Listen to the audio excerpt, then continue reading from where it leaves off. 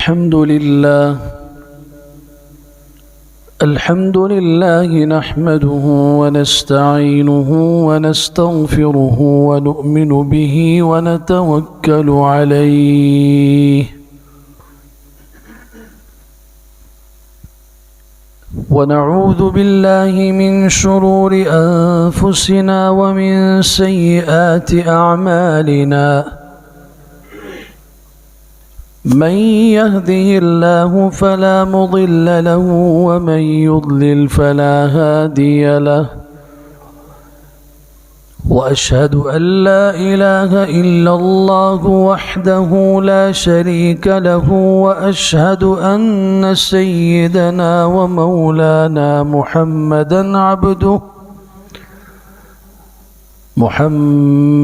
عبده ورسوله صلى الله تعالى عليه وعلى آله وصحبه أجمعين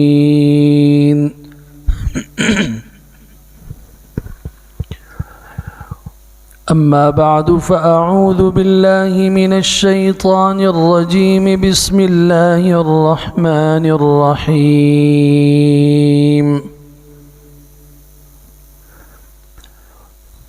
يا أيها الذين آمنوا اتقوا الله ولتنظر نفس ما قدمت لغد واتقوا الله إن الله خبير بما تعملون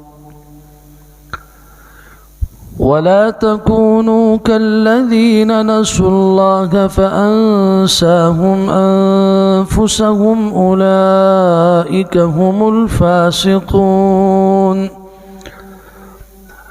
لا يستوي أصحاب النار وأصحاب الجنة أصحاب الجنة هم الفائزون لو أنزلنا هذا القرآن على جبل لرأيته خاشعا متصدعا من خشية الله وتلك الأمثال نضربها للناس لعلهم يتفكرون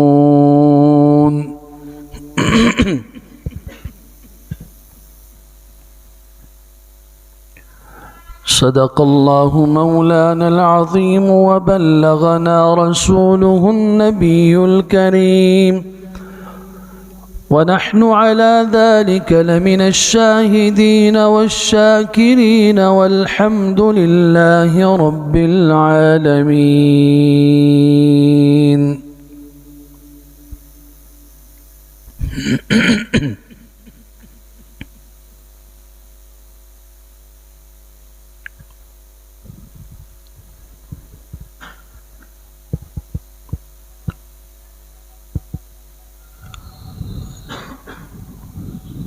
आप हजरात के सामने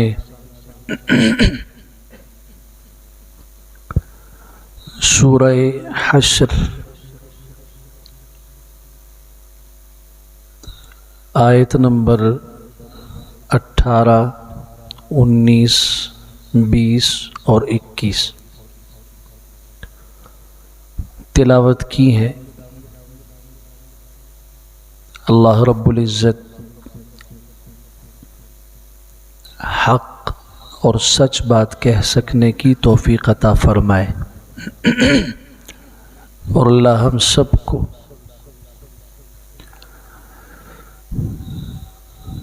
इन इरशादात और अहकामात से मुज़य्यन फ़रमाए।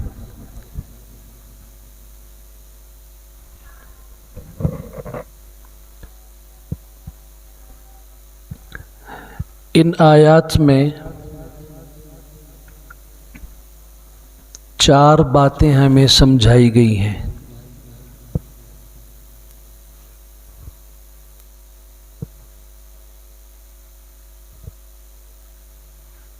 उनमें से पहली बात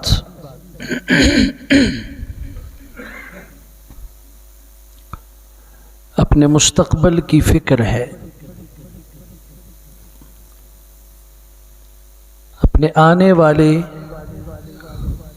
کل کی فکر اور اس کی استعداد اور تیاری ہے۔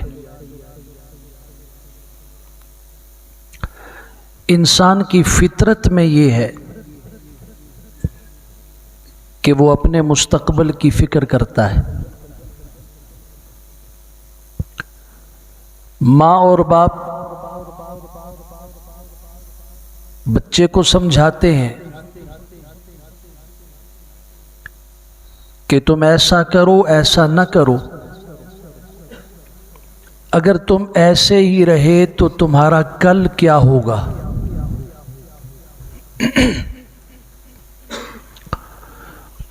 اساتذہ،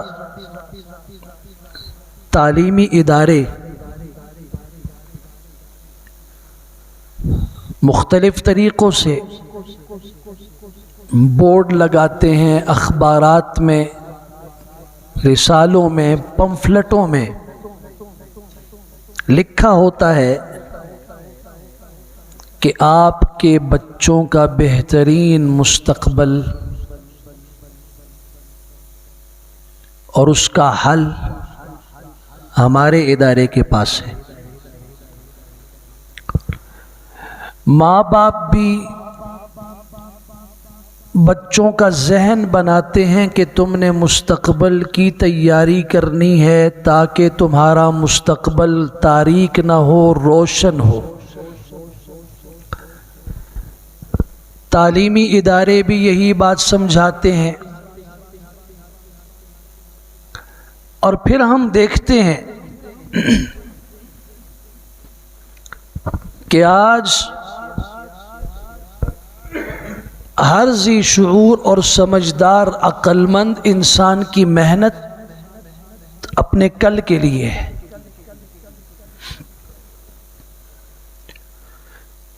تعلیم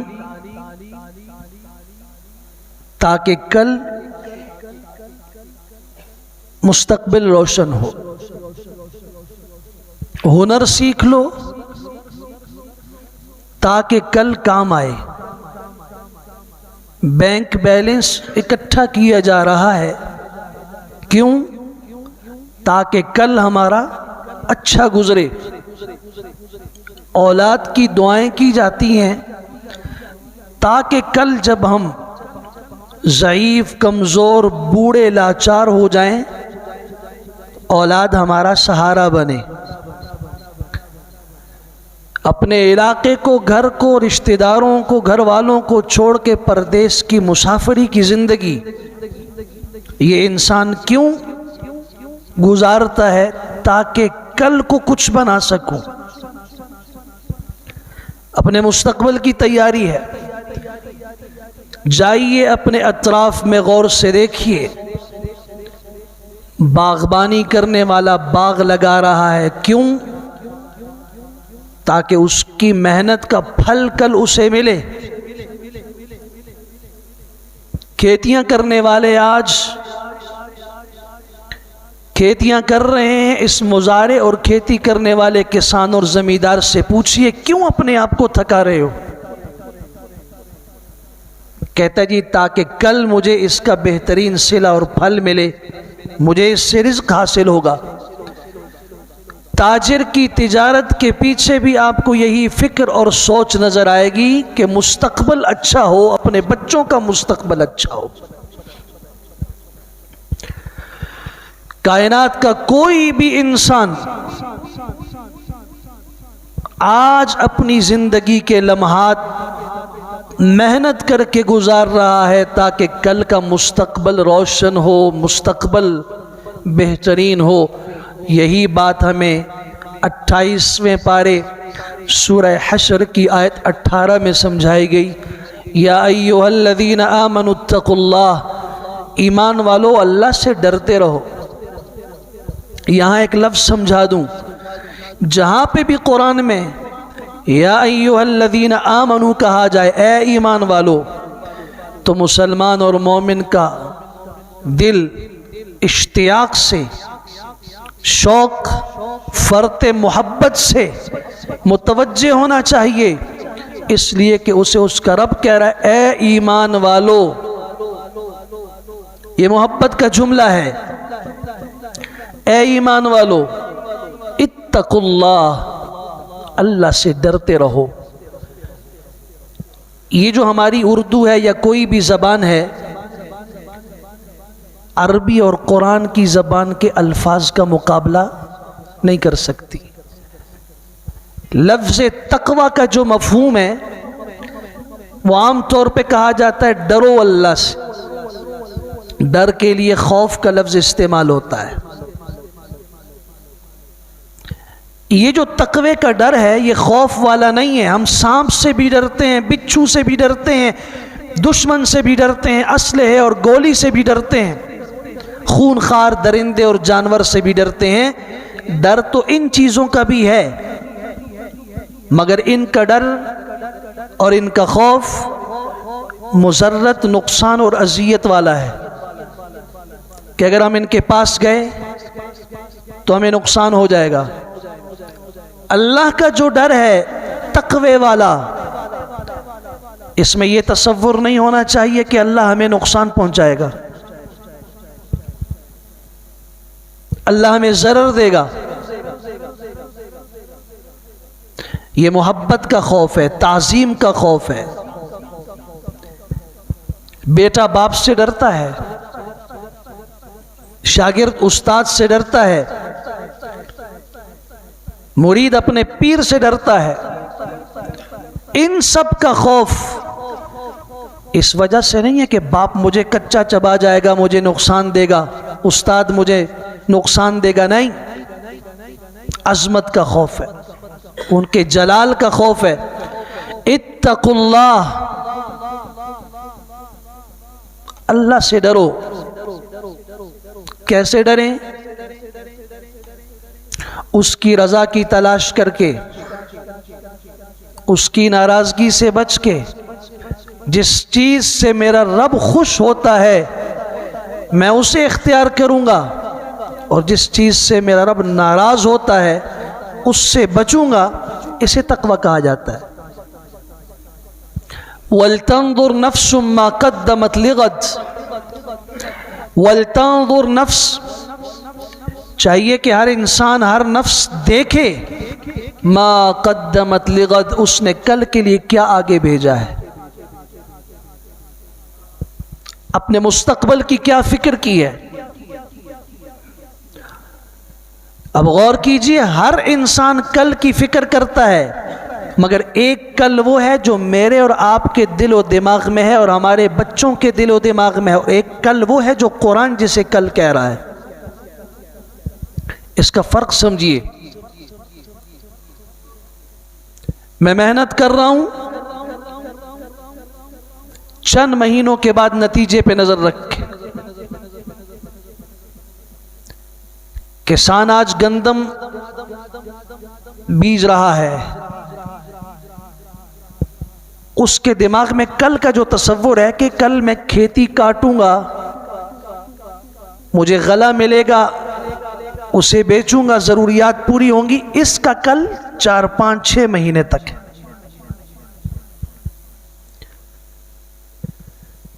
باپ اپنے بیٹے کو تعلیم دلوا رہا ہے کہ کل اس کا روشن ہو. یہ کل 10 12 14 16 17 18 سال تک.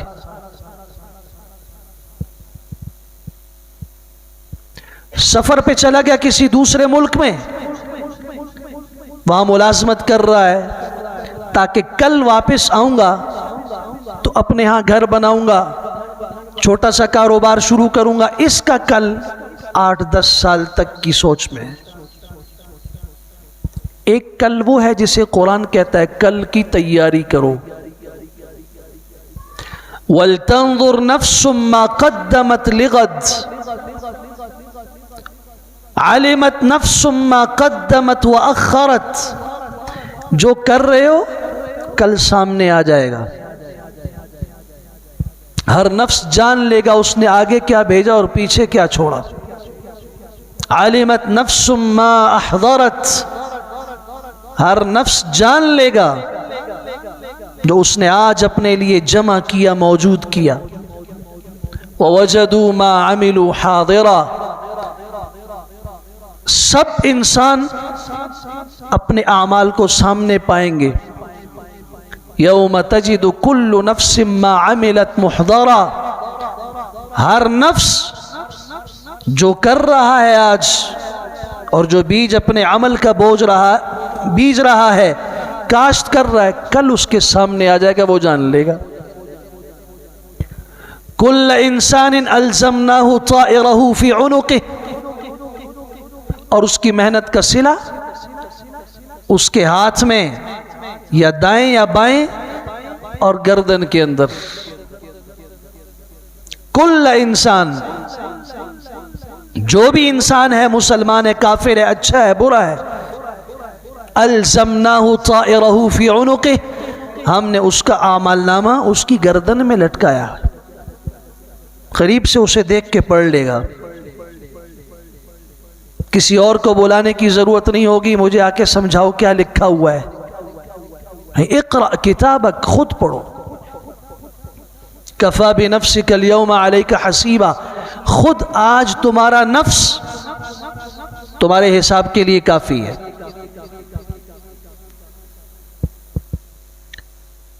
مجرم اپنے جرم کا خود اعتراف کرے گا. اس کا اعمال نامہ ایک ایک حرف بتائے گا. اور نیکیاں اگر ہیں تو ایک ایک نیکی بولے گی. فَمَن يَعْمَلْ مِثْقَالَ ذَرَّةٍ خَيْرًا يَرَهُ وَمَن يَعْمَلْ مِثْقَالَ ذَرَّةٍ شَرًّا يَرَهُ. میرے اور آپ کا کل 10 15 20 25 30 40 سال تک ہے، مگر میرا اللہ جس کو کل کہہ رہا ہے، یہ وہ کل ہے جب میرے اور آپ کی آنکھ بند ہو جائے گی، زبان بند ہو جائے گی، جسم کے اعضاء حرکت چھوڑ دیں گے، اور دنیا کہے گی سانس بند ہو گئی، دنیا کہے گی روح نکل گئی، دنیا کہے گی اللہ کے پاس چلا گیا، اور دنیا کہے گی مر گیا، فوت ہو گیا، انتقال کر گیا، وصال کر گیا، اللہ کے حضور پیش ہو گیا. یہ تمام کلمات جب ادا کیے جائیں گے، وہاں سے ہمارا کل شروع ہوگا. آج حال ہے، حال 10 سال کے بعد جب ہماری زندگی ہے، یہ حال ہے. وَلْتَنظُرْ نَفْسٌ مَا قَدَّمَتْ لِغَدٍ. کاش اس آیت کی سمجھ آ جائے. آج ہمیں دعوت دی جا رہی ہے اور فکر دی جا رہی ہے اور ابھارا جا رہا ہے اور سمجھایا جا رہا ہے. وَلْتَنظُرْ نَفْس، ہر نفس یہ دیکھے، ما قدمت لغد، اس نے کل کے لیے کیا کیا. جسے یہ فکر لاحق ہوئی ہے، قرآن نے اس کا ذکر کیا ہے، تتجافا جنوبہم عن المضاجع. رات ہوتی ہے، جسم اور بدن راحت اور آرام اور سکون کا تقاضا کرتا ہے. سارے دن کا تھکا ہوا انسان رزق حلال میں نکلا، رات کو بستر پہ آیا، قرآن کہتا ہے کیسے یہ سوتا ہے اور کیسے اٹھتا ہے. تتجافا جنوبہم عن المضاجع، بستروں سے ان کے پہلو دور رہتے ہیں. یدعون ربہم خوفا وطمعا، ان کی راتیں اللہ کے حضور رو کے اللہ کے خوف اور اس کی مغفرت اور رحمت کی امید سے گزرتی ہیں. کانوا قلیلا من اللیل ما یہجعون، جسے اپنے کل کی فکر سمجھ میں آ گئی اور کل کا دن سمجھ میں آ گیا. سورہ زاریات اس کا تعارف کروا رہی ہے. کانوا قلیلا من اللیل ما یہجعون، یہ رات کو بہت کم سوتے ہیں، بہت کم سوتے ہیں یہ. یا اللہ، جب یہ رات کو کم سوتے ہیں، زیادہ جاگ کے کرتے کیا ہیں؟ بازاروں میں گھومتے ہیں، آوارہ مجلسوں میں بیٹھتے ہیں، دوستوں کی گپ شپ میں ان کی راتیں گزرتی ہیں، موبائل فون پہ رات گزرتی ہے، ٹی وی کے سامنے گزرتی ہے، شراب و کباب میں گزرتی ہے، موسیقی میں گزرتی ہے۔ قم اللیل الا قلیلا نصفہ او انقص منہ قلیلا او زد علیہ ورتل القرآن ترتیلا۔ رات مصلی پہ گزرتی ہے، قرآن کی تلاوت میں گزرتی ہے، اللہ سے اپنے گناہوں پہ احساس ندامت کے ساتھ معافی کی دعاؤں، التجاؤں، گزارشات میں گزرتی ہے۔ رات کو بہت کم سوئے، تہجد کے وقت اٹھ گئے، اور وَبِالْأَسْحَارِ هُمْ يَسْتَغْفِرُونَ، سحر کے وقت استغفار کرتے ہیں۔ پوچھا گیا یا رسول اللہ صلی اللہ علیہ وسلم، کیا یہ وہ لوگ ہیں جن کی راتیں اللہ کی بغاوت اور نافرمانی میں گزرتی ہیں؟ رات کو چوری میں گزرتی ہیں ان کی راتیں، زنا میں گزرتی ہیں، شرابوں میں گزرتی ہیں، تو صبح اٹھ کے اللہ سے استغفار کرتے ہیں؟ فرمایا نہیں، رات کو عبادت، اللہ کے حضور رونا، قرآن کی تلاوت، ان کی رات اللہ کی محبت، اللہ کی عبادت میں گزرتی ہے۔ وَبِالْأَسْحَارِ هُمْ يَسْتَغْفِرُونَ، صبح اٹھ کے پھر بھی استغفار کرتے ہیں، اللہ جیسے آپ کی عبادت کا حق تھا نہیں ادا ہو سکا، اللہ معاف کر دینا۔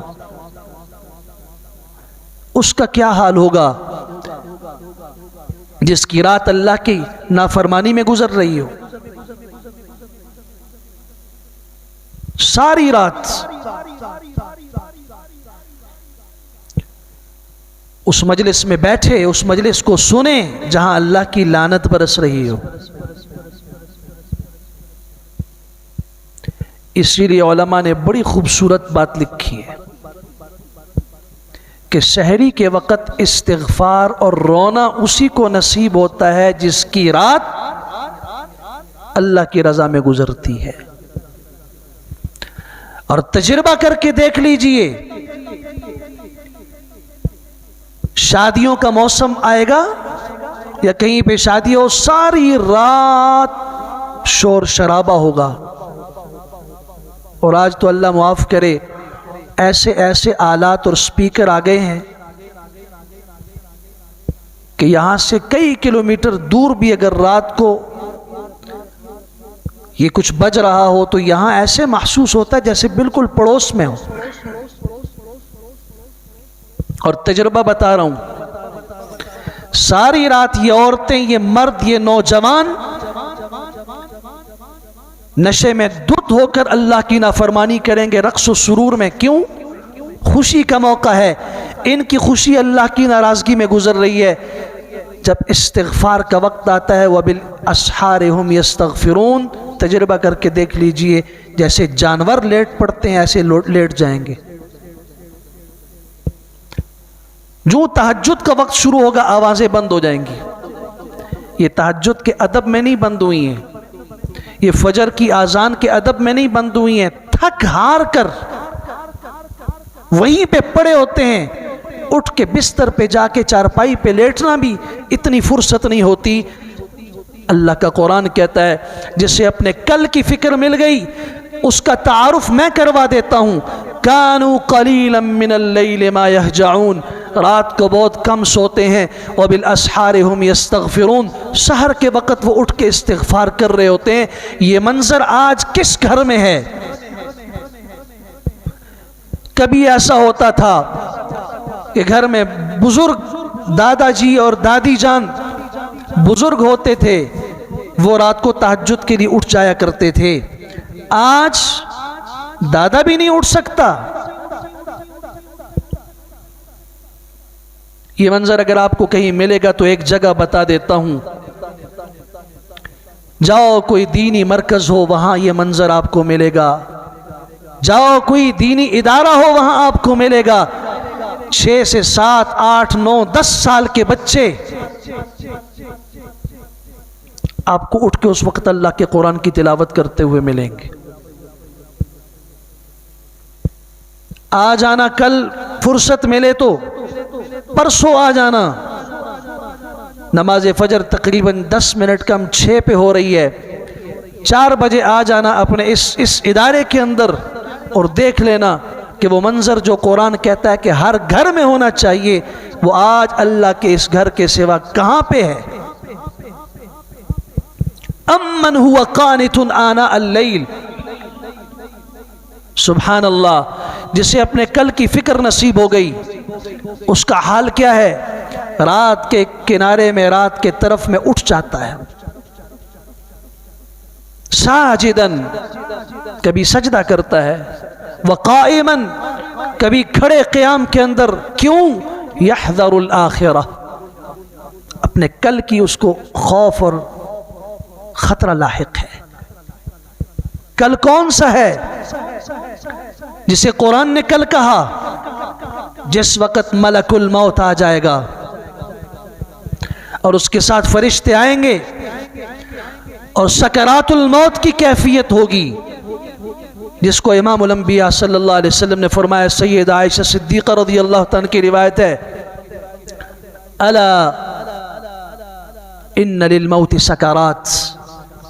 پھر اللہ سے دعا کی، اللہم اعنی علی غمرات الموت وعلی سکرات الموت. اللہ موت کی ان سختیوں میں، موت کی ان وادیوں میں، گھاٹیوں میں میری مدد فرما. میں اور آپ کیا جانے کہ کل کیا ہے. ہماری تو زندگی کا رخ بدل جاتا ہے. ادھر چل رہے ہوتے ہیں، کسی ایک کو دیکھا، دنیا کی رونق اور چہل پہل دیکھی، یہ راستہ بدل دیا، اس کے پیچھے چل پڑے.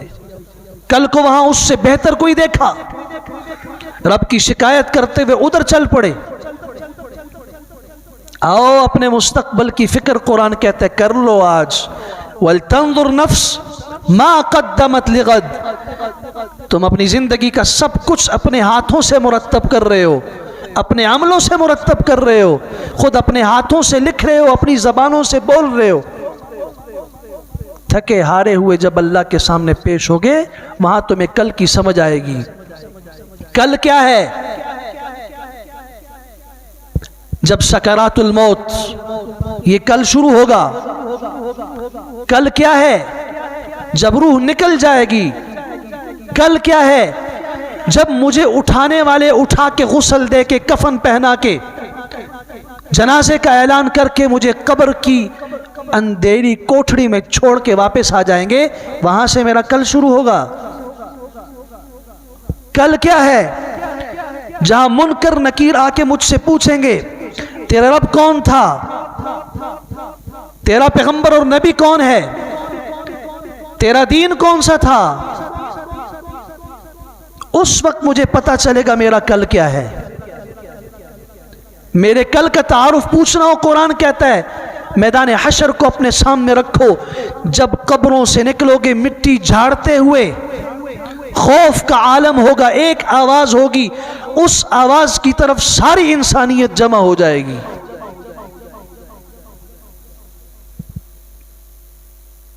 فصعق من فی السماوات ومن فی الارض ففزع من فی السماوات ومن فی الارض. اور جب نکلو گے دل پھٹے ہوئے ہوں گے. میرا اور آپ کا کل تو وہ ہے جب ہم اللہ کی عدالت میں پیش ہوں گے. میدان حشر نہیں، صرف یہاں بات ختم نہیں ہوئی، اللہ کے سامنے پیش کیا جائے گا. وَعُرِضُوا عَلَىٰ رَبِّكَ صَفًّا لَقَدْ جِئْتُمُونَا فُرَادًا كَمَا خَلَقْنَاكُمْ أَوَّلَ مَرَّةٍ. ایک ایک کر کے حساب کے لیے میرے سامنے پیش ہو گئے. جیسے ماں کے پیٹ سے دنیا میں اکیلے آئے تھے، کوئی لشکر نہیں تھا، کوئی عزیز و اقارب کی فوج نہیں تھی، تنہا دنیا میں آئے تھے. میرے سامنے جب آؤ گے جئتمونا فرادا. یہ میرے اور آپ کا کل ہے جب مجھے اور آپ کو اعمال نامہ دیا جائے گا یا تو دائیں ہاتھ میں یا بائیں ہاتھ میں، اور پھر اعمال نامہ لے کر پل صراط سے جب ہم گزریں گے. یہ میرا کل ہے، یہ میرا مستقبل ہے. اپنے سکرات الموت سے لے کے اپنے سفر کی انتہا جنت یا جہنم، یہ ساری گھاٹیاں، یہ سارے مناظر، یہ سارے مقامات اپنی نگاہوں کے سامنے رکھیے، تب سمجھ آئے گا وَلْتَنظُرْ نَفْسٌ مَّا قَدَّمَتْ لِغَدٍ کسے کہتے ہیں۔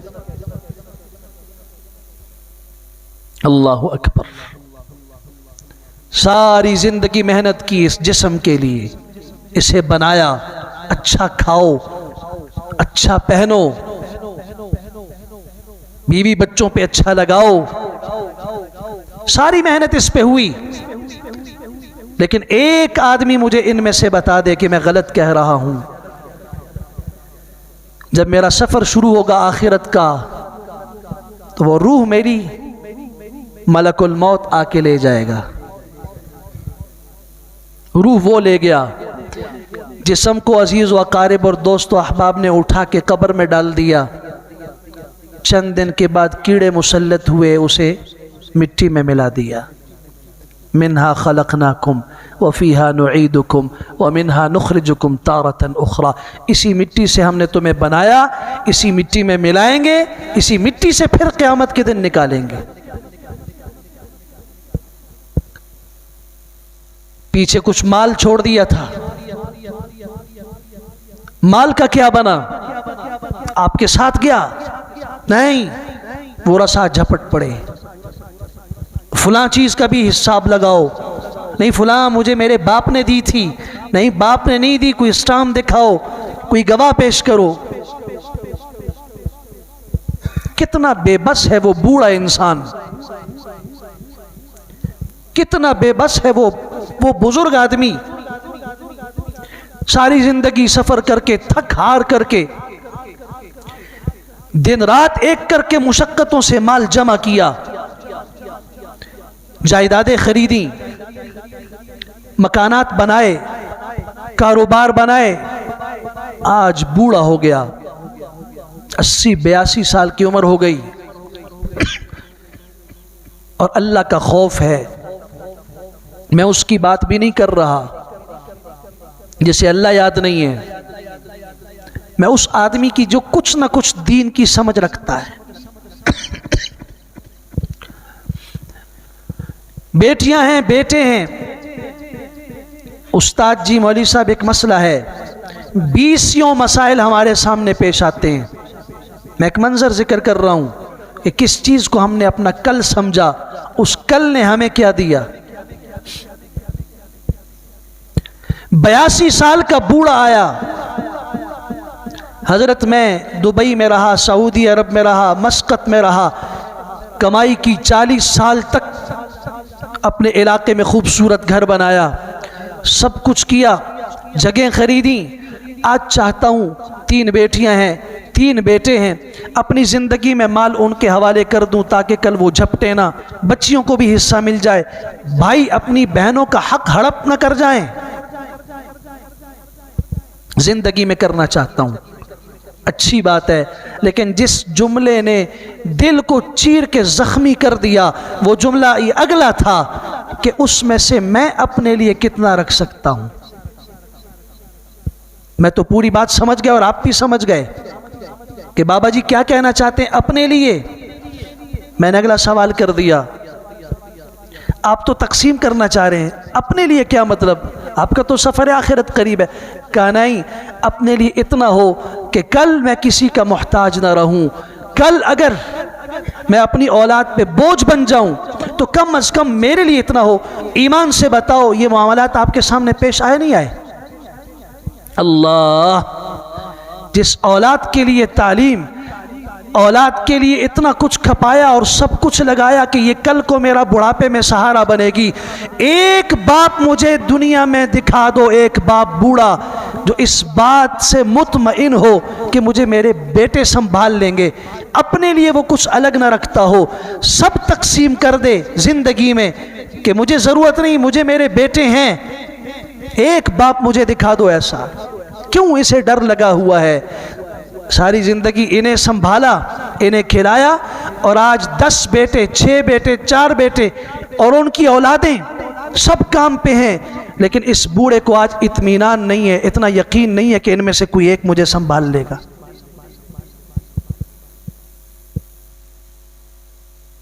کیوں؟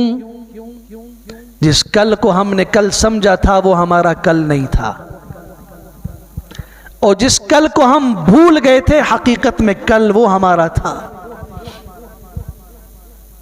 پہلی بات قرآن نے ہمیں سمجھائی، آج اپنے کل کی فکر کرو جو آپ کی موت سے شروع ہوگا، اور اس کل کے وقت میں آپ کو بیوی بیٹا کوئی بھی رشتہ دار کام نہیں آئے گا۔ کام آنا تو دور کی بات ہے، قرآن کہتے ہیں تقطعت بہم الاسباب، رشتے ناتے ختم ہو جائیں گے، جان پہچان ختم کر دی جائے گی۔ فلا انساب بینہم، کوئی نسب رشتہ نہیں رہے گا۔ اب اگر کوئی کام آئے گا تو وہی آ سکتا ہے جس سے رب حکم دے کہ تم شفاعت کا حق رکھتے ہو، شفاعت کر دو۔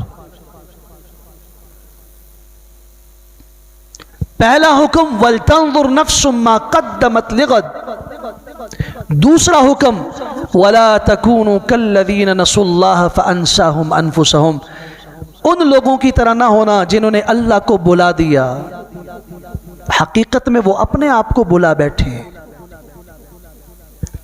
جو رب کو بھول گیا وہ اپنے آپ کو بھول گیا۔ اللہ کو بھولنے والا، اللہ کی رضا کو چھوڑنے والا، اس کی نافرمانی کرنے والا اللہ کو نقصان پہنچا سکتا ہے؟ اللہ کا کچھ بگاڑ سکتا ہے؟ اس نے بگاڑا تو اپنا بگاڑا، نقصان کیا تو اپنا کیا۔ لا تلہکم اموالکم ولا اولادکم عن ذکر اللہ، اٹھاؤ سورہ منافقون کی آیت نمبر 9۔ ایمان والو کہیں ایسا نہ ہو جائے کہ تمہیں تمہارے مال اور تمہاری اولادیں اللہ کی یاد سے غافل کر دیں۔ اس مال کو بچانے کے لیے اور جمع کرنے کے لیے اور اولاد کو راضی اور خوش کرنے کے لیے تم اللہ کو کہیں بھول نہ جاؤ۔ لا تکونوا کالذین نسوا اللہ فانساہم انفسہم اولئک هم الفاسقون، یہ فتویٰ اللہ کا ہے۔ ایسا شخص فاسق ہے، نافرمان ہے جو اللہ کو بھول گیا۔ فَالْيَوْمَ نَنْسَاهُمْ كَمَا نَسُوا لِقَاءَ يَوْمِهِمْ هَذَا، جیسے اپنے آج کی ملاقات کو یہ بھول گئے تھے ہم بھی انہیں بھول جائیں گے۔ نَسُوا اللَّهَ فَنَسِيَهُمْ، انہوں نے اللہ کو بلا دیا، اللہ نے انہیں بلا دیا، چھوڑ دیا۔ جاؤ، اگر تمہیں ہماری رحمت کی ضرورت نہیں تو پھر اپنے حال پہ رحم کر کے دکھاؤ۔ رب کا معاملہ بندے کے ساتھ وہی ہوتا ہے جو آپ اپنے رب کے ساتھ معاملے کی توقع رکھتے ہیں۔ انا عند ظن عبدی بی، میں اپنے بندے کے ساتھ وہی معاملہ کرتا ہوں جیسے وہ مجھ سے توقع اور گمان رکھتا ہے۔ فلما زاغوا ازاغ اللہ قلوبہم، رب کا فیصلہ بڑے عدل اور انصاف والا ہے۔ ایک انسان ٹیڑھا چلنا چاہے اللہ زبردستی سیدھا کر دیں، کر سکتا ہے اللہ، لیکن اللہ کا طریقہ اور دستور نہیں ہے۔ جو ٹیڑھا چلنا چاہتا ہے اللہ فرماتے ہیں چلے، ازاغ اللہ قلوبہم، اللہ نے بھی اس کے دل کو اور ٹیڑھا کر دیا۔ فی قلوبہم مرض فزادہم اللہ مرضا، اس کے دل میں بیماری تھی، اللہ نے اور بیماری بڑھا دی۔ جو رب سے صلح کرنا چاہتا ہے رب اس سے صلح کرتا ہے، جو رب سے بگاڑنا چاہتا ہے رب بھی کہتے ہیں جا، جس راستے پہ تو چلنا چاہے، نفاق کا راستہ ہو میں تمہیں آزاد چھوڑتا ہوں۔ اعملوا ما شئتم، تمہاری سمجھ میں جو آتا ہے، جو تمہارے من میں آتا ہے کرتے جاؤ، حساب کا ایک دن ہے۔ انا اعتدنا للظالمین نارا من شاء فلیؤمن، آج تم آزاد ہو۔ من شاء فلیؤمن، جو چاہے ایمان کا راستہ اختیار کرے، ومن شاء فلیکفر، جو چاہے کفر کا راستہ اختیار کرے۔ ہم زبردستی نہیں کریں گے، سمجھائیں گے، کتابیں بھیجیں گے، رہنمائی کریں گے، پیغمبر بھیجیں گے، ان کے ورثاء کے ذریعے تمہارے دل اور دماغ پہ دستک دیتے رہیں گے، اکیلے نہیں چھوڑیں گے تمہیں۔ تاکہ تمہیں شیطان ہوس میں مبتلا کر دے، گمراہیوں کے اندر دھکیل دے، نہیں، قدم قدم پہ ہماری رہنمائی تمہارے ساتھ ہوگی۔ اگر ابلیس جیسا شیطان تمہارے ساتھ موجود ہے گمراہ کرنے کے لیے تو یاد رکھو ہم نے تمہارے قرین بھی مقرر کر رکھا ہے فرشتوں میں سے، یہ تمہیں برائی سکھاتا ہے، وہ تمہیں اچھائی سکھاتا ہے، یہ تمہیں غلط راستے پہ لے جاتا ہے، وہ تمہیں اللہ کے راستے پہ۔ شیطان تمہیں کہتا ہے آؤ جہنم کی طرف، یدعوہم الی عذاب السعیر، تو اللہ کہتے ہیں میں تمہیں خود کہتا ہوں واللہ یدعو الی دار السلام، آؤ جنت کی طرف، اکیلا میں نے نہیں چھوڑا لیکن مرضی تمہاری ہے۔ آج فکر کرو کل کی، اللہ کو بھلانا نہیں، اللہ کے دین کو ایک طرف رکھ دینا، یہ اللہ کے قانون کی پامالی نہیں ہے تو کیا ہے؟ رب کے حکم کی کھلم کھلا بغاوت، یہ اللہ کے دین کو چھوڑنا نہیں ہے تو کیا ہے؟ اور اس سے بڑھ کر اس کا مذاق اڑانا، یہ دین کا مذاق اور اللہ کا استہزاء نہیں ہے تو کیا ہے؟ تیسرا حکم دیا، اس کے بعد اگلا کہ یاد رکھو اس کائنات میں دو طبقے ہیں، دو قسم کے لوگ ہیں اور وہ دونوں کبھی بھی برابر نہیں ہیں۔ آج ہم میں سے ہر ایک آدمی کہہ دیتا ہے اور ٹھیک ہے جی جس کی سمجھ میں جو آتا ہے کرنے دو، جو جس چیز کو اچھا سمجھتا ہے کرنے دو، کہتے نہیں کہتے؟ یعنی سمجھانے کا راستہ بند کر دو، وہ اس کو اچھا سمجھتا ہے، یہ اس کو اچھا سمجھتا ہے، وہ اس کو اچھا سمجھتا ہے، جو جس چیز کو اچھا سمجھتا ہے کرنے دو، یہ آپ کا اصول ہوگا۔ قرآن کا اصول یہ نہیں ہے، قرآن کا اصول یہ ہے جو ہم نے قانون بھیجا ہے اس کی اتباع کرنے والا اور اس سے منہ موڑنے والا، یہ دونوں کبھی بھی برابر نہیں ہیں۔ لا یستوی اصحاب النار و اصحاب الجنہ، جہنمی اور جنتی کبھی بھی برابر نہیں ہیں۔ تم کیسے انہیں برابر کر رہے ہو؟ ایک بیٹا باپ کے منہ پہ تھپڑ مارے، دوسرا باپ کے پاؤں دھوئے، برابر ہے؟ ایک باپ کو گھر سے باہر دھکے دے کے نکالے اور دوسرا باپ کے لیے دروازے کھولے، پلکیں بچھائے، برابر ہے؟ ایک مال باپ کا مال ہڑپ کر جائے اور دوسرا اپنا کمایا ہوا مال باپ کے قدموں میں نچھاور کرے، دونوں برابر ہیں؟ لا یستوی الخبیث والطیب، کبھی بھی ناپاک اور پاک برابر نہیں ہو سکتے، کبھی بھی اچھائی اور برائی برابر نہیں ہو سکتی۔ نیکی اور بدی کو کیسے تم برابر کر رہے ہو؟ جس کی سمجھ میں جو آتا ہے وہ کرے، اس کی سمجھ میں برائی آ رہی ہے اور اس کی سمجھ میں اچھائی آ رہی ہے، دونوں برابر ہیں؟ لا یستوی اصحاب النار و اصحاب الجنہ، یہ کل کی فکر ہے جس نے کی، یہ جنتی یہ جہنمی کبھی بھی برابر نہیں۔ ان کا پروٹوکول، ان کا کھانا، ان کا پینا، ان کا لباس، ان کا معاملہ اللہ کے ساتھ ایک جیسا نہیں ہو سکتا۔ یہ اللہ کے حضور آئے گا جنتی، اس کے آنے کا منظر قرآن نے پیش کیا، وَسِيقَ الَّذِينَ اتَّقَوْا رَبَّهُمْ إِلَى الْجَنَّةِ زُمَرًا، اللہ کے سامنے فرشتے ان کو مزین کر کے ٹولیوں کی اور جماعتوں کی شکل میں لائیں گے، اور جب یہ آئیں گے ایک دم جنت کا دروازہ کھول دیا جائے گا، اور یہ جہنمی ہے رب کے سامنے پیش کیا جائے گا۔ کیسے؟ یوم نحشر المتقین الی الرحمن وفدا ونسوق المجرمین الی جہنم وردا، متقین اور پرہیزگار جنتی اللہ کے سامنے وفد کی صورت میں لائے جائیں گے، یہ اعزاز اور اکرام ہے ان کا، اور مجرم اکیلا تنہا اللہ کے سامنے لایا جائے گا۔ اللہ کی عدالت کا کوئی روب ہے یا نہیں؟ آج ہماری یہ چھوٹی چھوٹی عدالتیں، آپ مجرم نہیں بھی ہیں،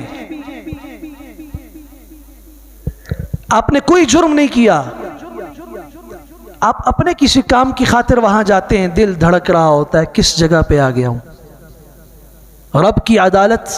اللہ.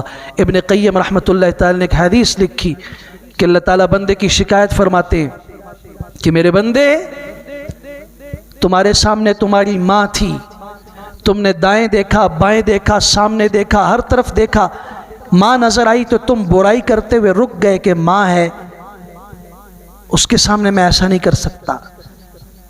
پھر تمہارے دل میں برائی کا خیال پیدا ہوا، تمہارے سامنے باپ تھا، دائیں بائیں ہر طرف دیکھ کے تم نے باپ کو دیکھا، برائی کو چھوڑ دیا.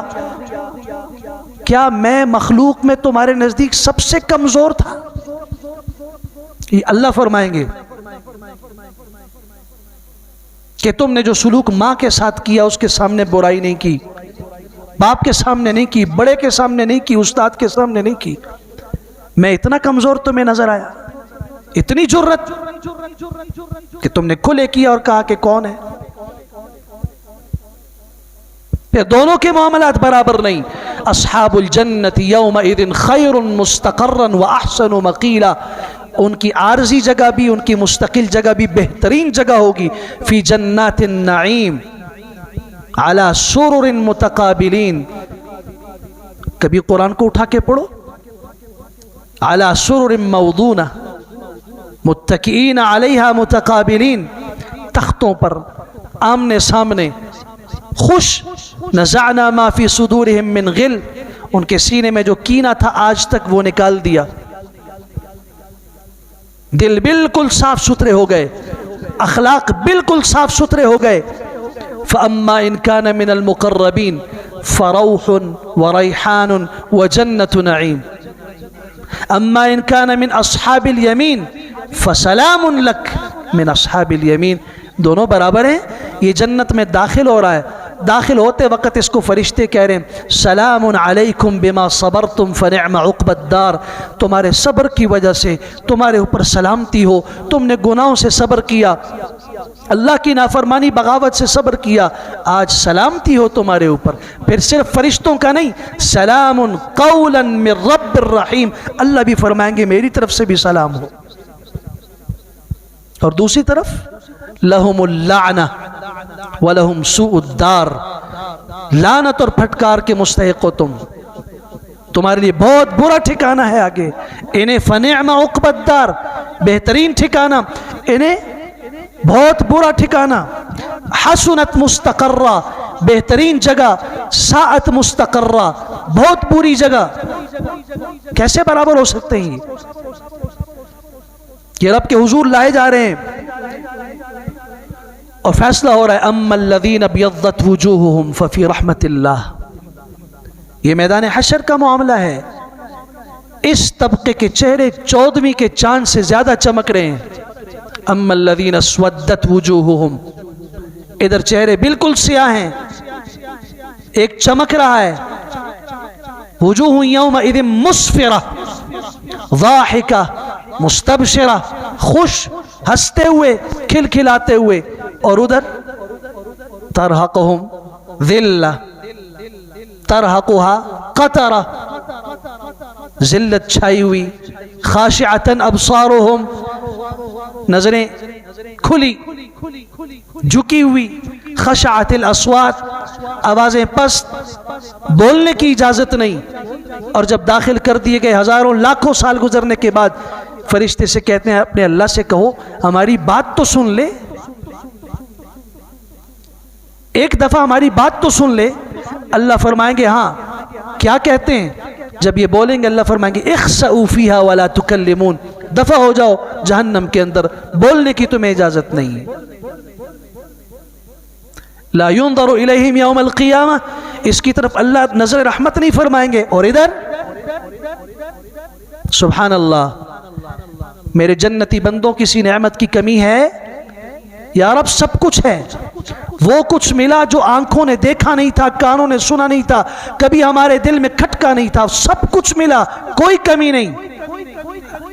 اہل علم سے پوچھو، جن سے دنیا میں مسائل پوچھتے تھے ان سے پوچھو ابھی ایک چیز کی ضرورت ہے جو ملی نہیں.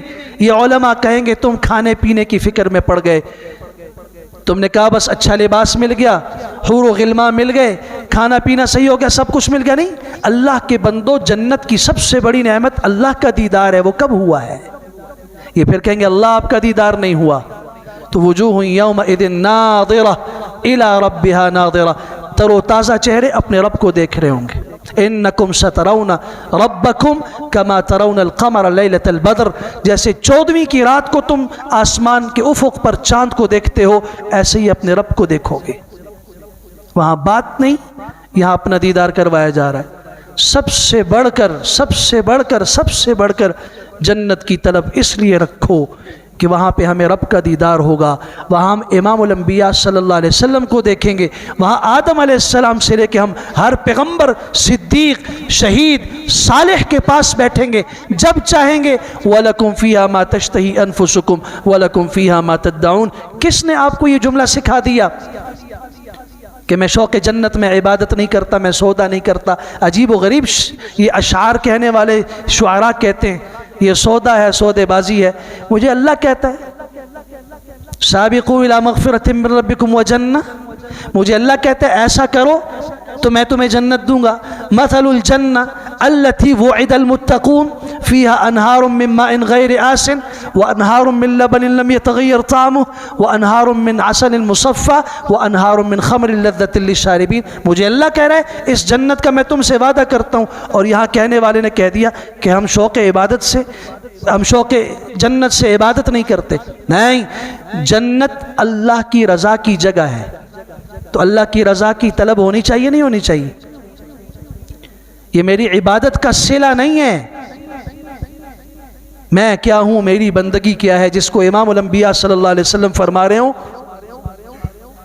ما عرفناک حق معرفتک، اللہ جیسے آپ کو پہچاننے کا حق تھا نہیں پہچان سکے، ما عبدناک حق عبادتک، جیسے عبادت کا حق تھا نہیں کر سکے۔ امام الانبیاء یہ فرمائے اور میں کہوں میری عبادت، میرا سجدہ وہ مجھے کچھ دے گا؟ نہیں، یہ میرے رب کا حکم ہے اس لیے کر رہا ہوں، ٹوٹی پھوٹی ہے کر رہا ہوں، میں نے کرنی ہے، مرتے دم تک کرنی ہے، کیونکہ میرے رب کا حکم ہے وَاعْبُدْ رَبَّكَ حَتَّى يَأْتِيَكَ الْيَقِينُ، موت تک تم نے کرنا۔ صلہ وہ میرا رب جو بہتر سمجھے گا دے گا۔ اللہ کریم ہمیں عمل کی توفیق عطا فرمائے۔ وآخر دعوانا الحمدللہ رب العالمین۔